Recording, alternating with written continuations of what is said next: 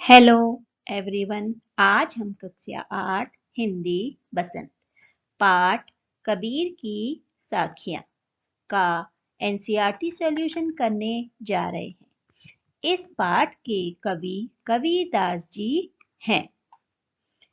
प्रस्तुत पाठ कबीर की साखियां भक्तिकालीन काव्य का सुंदर नमूना है।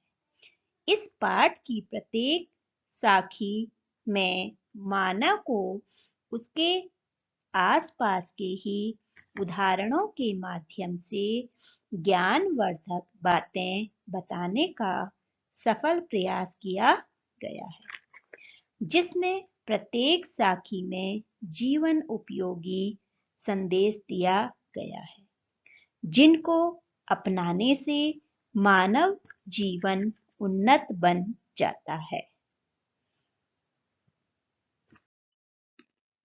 प्रश्न 1। तलवार का महत्व होता है, म्यान का नहीं।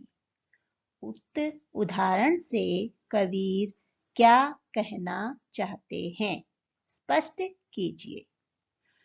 तलवार का महत्व होता है।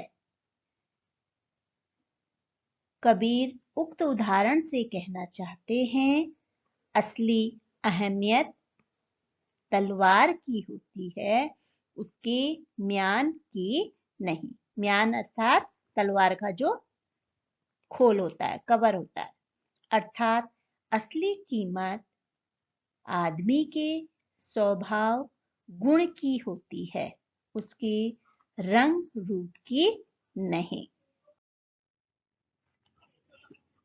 पाठ की तीसरी साखी, जिसकी एक पंक्ति है, मनुआ तो चहु दिसि फिरे, यह तो सुमिरन नाही, के द्वारा कबीर क्या कहना चाहते हैं।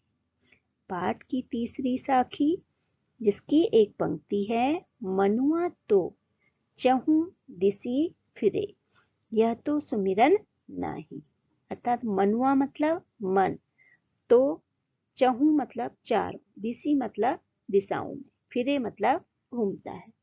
यह तो सुमिरन नाही, सुमिरन मतलब स्मरण या सच्ची भक्ति, नाही मतलब नहीं।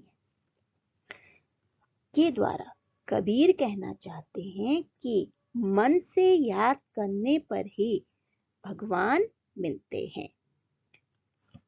जब तक हमारा मन स्थिर नहीं है, तब तक हम भगवान की भक्ति नहीं कर सकते। तो इसलिए कह रहे हैं, सिर्फ माला जपने पर नहीं।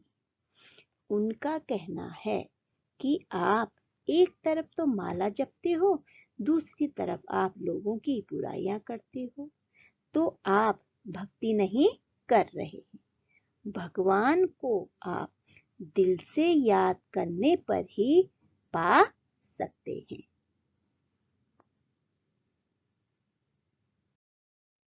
प्रश्न 3। कबीर घास की निंदा करने से क्यों मना करते हैं, पढ़े हुए दोहे के आधार पर स्पष्ट कीजिए। कबीर घास की निंदा करने से मना करते हैं, निंदा यानी बुराई, क्योंकि वो यहाँ अपने दोहे में घास की तुलना तुच्छ और निम्न जाति के लोगों से कर रहे हैं। उनका ये कहना है कि घास की निंदा मत करो, यानी निम्न जाति के लोगों की बुराई मत करो, वो भी इज्जत पाने लायक है, हमें उनका सम्मान करना चाहिए। यानी घास का तिनका अगर, छोटा सा तिनका अगर आंख में भी पड़ जाए तो क्या होता है, हमें बहुत दर्द करता है। उसी तरह कबीर ने यहाँ जो है छोटी यानी निम्न जाति लोगों का भी सम्मान करने को कहा है।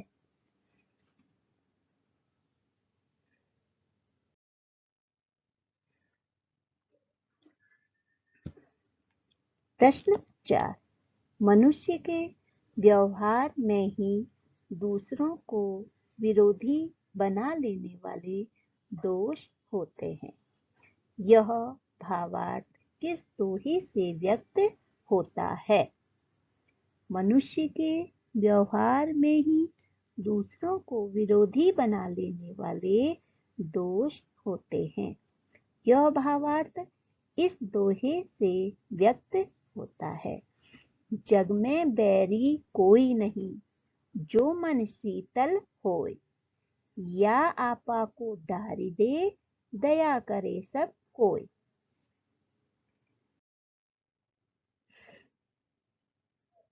पाठ से आगे प्रश्न है, या आपा को डारी दे, दया करे सब कोय।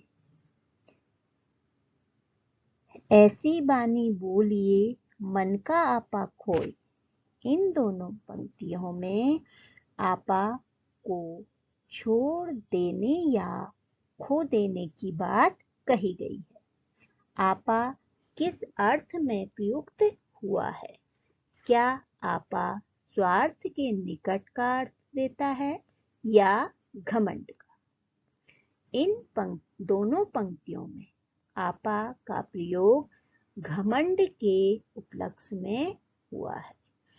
हमें अपने ऊपर किसी न किसी कारणवश घमंड हो जाता है, जिसके कारण हम अपने आगे किसी की कुछ नहीं समझते, जो कि गलत है। अगला प्रश्न है, आपके विचार में आपा और आत्मविश्वास में तथा आपा और उत्साह में क्या कोई अंतर हो सकता है? स्पष्ट करें। हाँ, मेरे हिसाब से दोनों में अंतर है। नंबर 1, आपा और आत्मविश्वास। आपा और आत्मविश्वास। आपा का अर्थ है घमंड। इसका वाक्य, जिसके कारण व्यक्ति अपने आप को श्रेष्ठ समझता है। और आत्मविश्वास का अर्थ है खुद पर विश्वास, जिसके बल पर वह कठिन से कठिन कार्य करने की ठान लेता है और उसे पूरा करता है। दूसरा है आपा और उत्साह। आपा का अर्थ इसमें भी घमंड, अपने ऊपर अपने आप को श्रेष्ठ समझना और दूसरों को गलत। उत्साह का अर्थ है किसी काम को करने का जोश, जैसे उमंग और खुशी के साथ से काम में लग जाने का गुण। पाठ से आगे अगला प्रश्न है, सभी मनुष्य एक ही प्रकार से देखते सुनते हैं, पर एक समान विचार नहीं रखते। सभी अपनी अपनी मनोवृत्तियों के अनुसार कार्य करते हैं। मनोवृत्तियों मतलब अपने अपने मन के अनुसार। पाठ में आई कबीर की किस साखी से उपर्युक्त पंक्तियों के भाव मिलते हैं? एक समान होने के लिए आवश्यक क्या है? लिखिए। उत्तर, सभी मनुष्य एक प्रकार से ही देखते सुनते हैं, पर एक समान विचार नहीं रखते। सभी अपनी अपनी मनोवृत्तियों के अनुसार कार्य करते हैं। पाठ में आए कबीर के निम्नलिखित साखी से उपयुक्त पंक्तियों के भाव मिलते हैं। कबीर घास न निंदे, जो पाँव तली होय।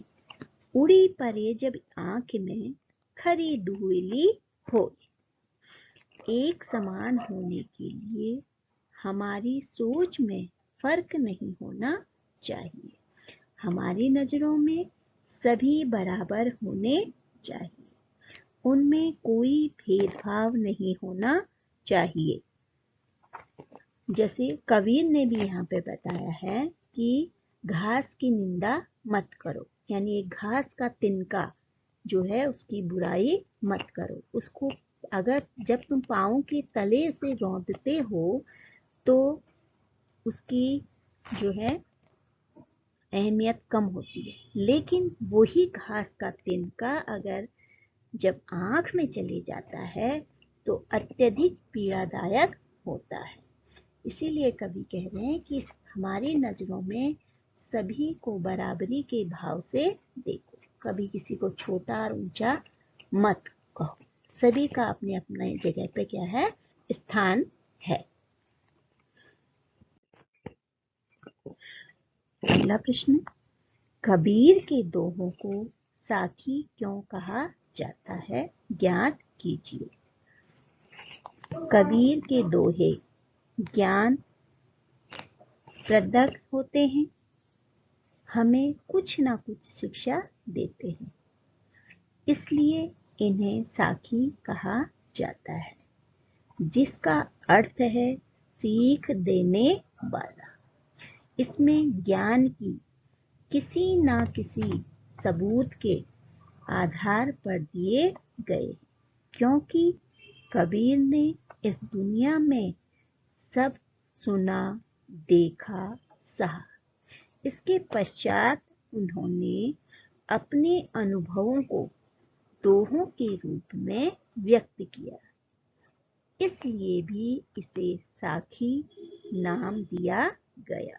साखी का अर्थ मतलब साक्षी, मतलब साक्षात, जो हमारे आंखों के सामने होने वाली घटना। भाषा की बात। प्रश्न है, बोलचाल की क्षेत्रीय विशेषताओं के कारण शब्दों के उच्चारण में परिवर्तन होता है। जैसे वाणी शब्द बानी बन जाता है, मन से मनुआ, मानुआ से आदि हो जाता है। उच्चारण के परिवर्तन से वर्तनी भी बदल जाती है। नीचे कुछ शब्द दिए जा रहे हैं, उनका वह रूप लिखिए जिससे आपका परिचय हो, यानी जिसे आप जानते हो। ज्ञान, जिभी, पाँव, तली, आँखी, बैर, इनका अर्थ लिखना है। उत्तर ज्ञान, ज्ञान यानी ज्ञान। जिभी, जिभी मतलब जीभ। पाँव मतलब पाँव। तली मतलब तले, तले यानी नीचे। आँखी, आँख। बैरी, शत्रु। बच्चों, अगर आपको हमारी वीडियो पसंद आई है तो वीडियो को लाइक करें। नई वीडियो के लिए अरिंजय एकेडमी को सब्सक्राइब करना ना भूलें और अपने फ्रेंड्स के साथ शेयर करें, WhatsApp, Facebook, LinkedIn and Twitter पर। अगर आपको कोई क्वेरी है तो आप कमेंट बॉक्स में हमसे पूछ सकते हैं। धन्यवाद।